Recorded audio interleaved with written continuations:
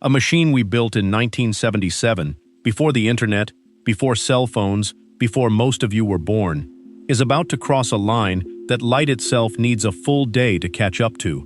And once it happens, humanity will lose the ability to talk to it in real time, forever. On November 18, 2026, at a few minutes past 2 in the morning Pacific time, NASA's Voyager 1 spacecraft will be 16,094,799,000 miles from Earth. That's almost 26 billion kilometers. At that distance, a radio signal traveling at the speed of light, the fastest anything can move in this universe, takes a full 24 hours to reach it. Voyager 1 will become the first human-made object in history to be 1 light day away from home. Let that sink in for a second. Light moves at 186,000 miles every single second. It circles the Earth 7 times in the blink of an eye.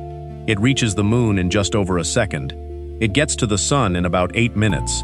And yet, to reach this tiny spacecraft, light needs an entire day. That is how far Voyager 1 has traveled. Not in years, not in light years, in light days. Voyager 1 launched on September 5, 1977, just 16 days after its twin, Voyager 2. NASA built both spacecraft for a 5-year mission. They were designed to fly past Jupiter and Saturn, take pictures, gather data, and then quietly fade into the background of space history. That was the plan. Nobody expected what actually happened. Voyager 1 used the gravity of Jupiter and Saturn like a slingshot, picking up speed with every flyby, hurling itself deeper and deeper into the solar system. It photographed Jupiter's great red spot in colors no human eye had ever seen up close. It discovered active volcanoes on Jupiter's moon Io, the first time volcanic activity was ever confirmed on another world besides Earth. It captured the rings of Saturn in stunning detail and revealed the thick, hazy atmosphere of Saturn's moon Titan. Then, in 1990, on its way out of the solar system, Voyager 1 turned its camera backward and took one final photograph. It's called the pale blue dot. In that image, Earth is a single pixel, a speck of light suspended in a sunbeam, surrounded by nothing but darkness. Carl Sagan, the astronomer who pushed for that photo to be taken, later wrote that everyone who has ever lived, every king, every war, every love story, happened on that one tiny dot. After that photo, Voyager 1's cameras were shut off to save power. It has not taken a picture since, but it kept going. And going, and going. In 2012, 35 years after launch, Voyager 1 did something no human-made object had ever done. It crossed the heliopause, the invisible boundary where the sun's influence, its solar wind and magnetic bubble, finally gives way to the space between stars. Voyager 1 became the first spacecraft in history to enter interstellar space. It left our solar neighborhood behind and is now traveling through the vast, cold emptiness between star systems, carrying instruments that are still, somehow, sending data back to Earth. Here's where it gets strange. Voyager 1 is not just far. It's aging, and it's dying, slowly, on purpose, by design. Voyager 1 runs on something called a radioisotope thermoelectric generator. It doesn't use solar panels because at this distance, sunlight is far too weak to power anything. Instead, it runs on the heat from decaying plutonium, which converts into electricity. That power supply loses about 4 watts of output every single year. It has been losing power, slowly, relentlessly, for almost 5 decades. To keep the spacecraft alive, NASA engineers have had to make brutal decisions. One by one, they have been switching off Voyager 1's scientific instruments to save every remaining watt of energy. The cosmic ray subsystem was shut down in February 2025. The low-energy charged particle instrument followed in April 2026. As of right now, only 2 instruments remain active on Voyager 1, the magnetometer and the plasma wave subsystem. Everything else has gone dark, permanently, never to be turned back on. This isn't a spacecraft slowing down. It's a spacecraft being switched off, piece by piece, by a team of engineers on Earth who know exactly what they're doing and have no choice but to do it. And here's the part that should genuinely unsettle you. Voyager 1 cannot be repaired. It cannot be serviced. There is no rescue mission, no spare parts, no way to physically touch it ever again. If something goes wrong, a stuck thruster, an unexpected power dip, a corrupted command, the team on Earth has to diagnose the problem using only the data trickling back through NASA's Deep Space Network, a system of giant radio dishes spread across California, Spain, and Australia. And because of the distance, none of this happens quickly.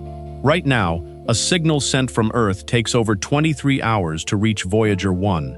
By the time it reaches that one light day milestone in November, it will take a full 24 hours for a command to arrive, and another 24 hours for a response to come back.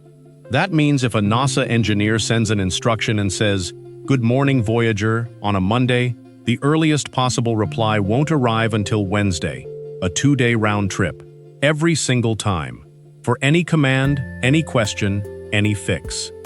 Now think about the money for a second, because this is where it gets genuinely shocking.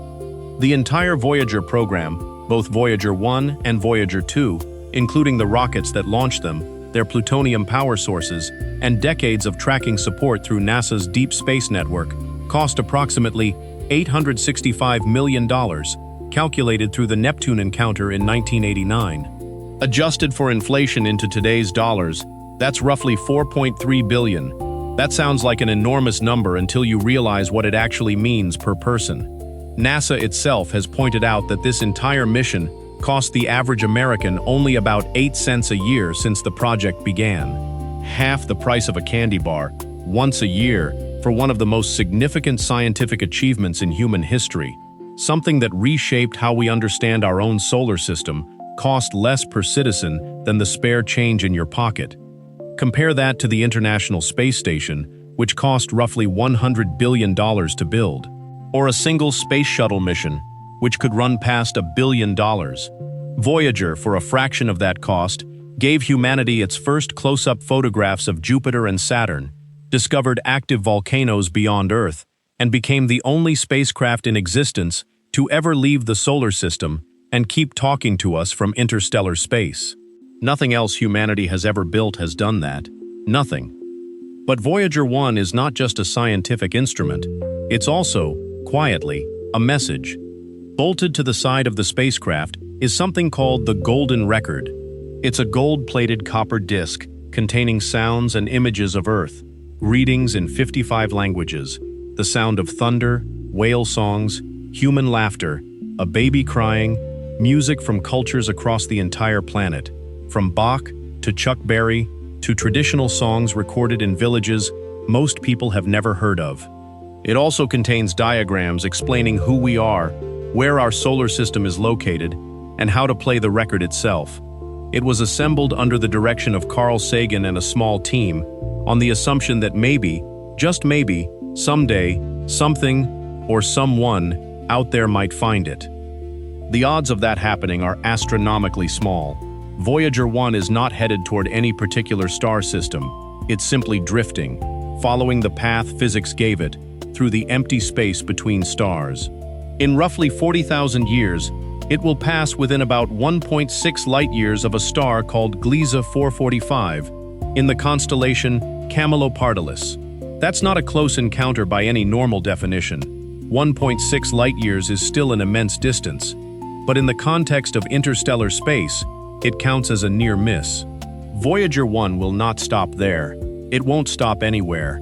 It has enough momentum to keep drifting through the Milky Way for billions of years, long after Earth itself may no longer exist in its current form, long after the sun has changed, long after everyone who ever worked on this mission is gone.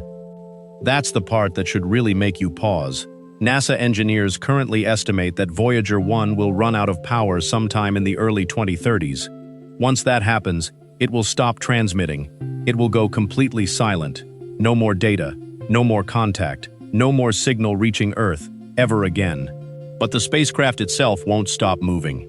It will keep traveling, silently, forever, carrying that golden record, that message from a species that no longer exists in the same form it did when the recording was made, drifting through the galaxy, long after every trace of the people who built it has vanished from history.